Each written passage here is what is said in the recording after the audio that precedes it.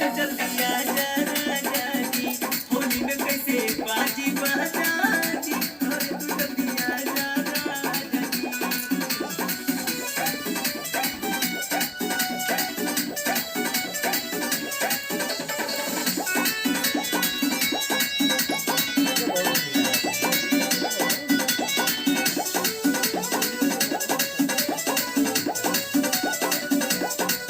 पंचम परदेसी पिया माना तू कहना, हमरा के चाही नहीं गाना लावा।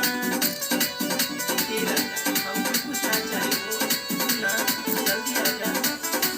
पंचम परदेसी पिया माना कहना, हमरा के चाही नहीं गाना लावा। हमर तू हवा खजनवा, कुछ नहीं चाही सजनवा, होली में कैसे बाजी बाजा जी, जल्दी से घरे आ